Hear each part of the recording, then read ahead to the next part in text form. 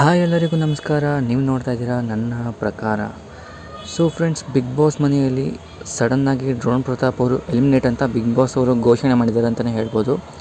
ಹೌದು ಫ್ರೆಂಡ್ಸ್, ತಿಳ್ಕೊಳ್ಳೋಣ ಏನಂತ. ಅದಕ್ಕಿಂತ ಮುಂಚೆ ನೀವಿನ್ನೂ ನಮ್ಮ ಚಾನಲ್ನ ಸಬ್ಸ್ಕ್ರೈಬ್ ಮಾಡಿಲ್ಲ ಅಂದರೆ ಸಬ್ಸ್ಕ್ರೈಬ್ ಮಾಡಿ ಅಂತ ಕೇಳ್ತಾ ಈ ವಿಡಿಯೋನ ಶುರು ಮಾಡೋಣ ಫ್ರೆಂಡ್ಸ್.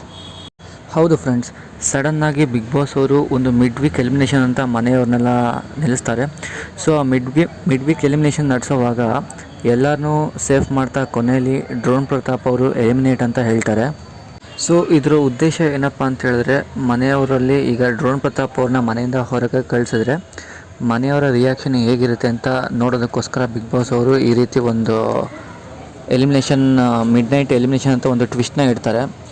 ಬಟ್ ಎಲಿಮಿನೇಟ್ ಅಂತ ಹೇಳಿದ್ಮೇಲೆ ಅಲ್ಲಿ ಆ್ಯಕ್ಚುಲಿ ನಡೆಯೋದೇ ಬೇರೆ. ಯಾಕೆಂದರೆ ಬಿಗ್ ಬಾಸ್ ಅವರು ಎಲಿಮಿನೇಟ್ ಅಂತ ಹೇಳಿದ್ಮೇಲೆ ಕೊನೆಗೆ ಇದೊಂದು ಪ್ರ್ಯಾಂಕು, ಯಾವುದೇ ರೀತಿ ಎಲಿಮಿನೇಷನ್ ಇಲ್ಲ, ಜಸ್ಟ್ ಪ್ರ್ಯಾಂಕ್ ಮಾಡಿದ್ದು ಅಷ್ಟೇ ಅನ್ನೋ ರೀತಿ ಮಾಹಿತಿ ಹೊರಗೆ ಬರ್ತಾಯಿದೆ.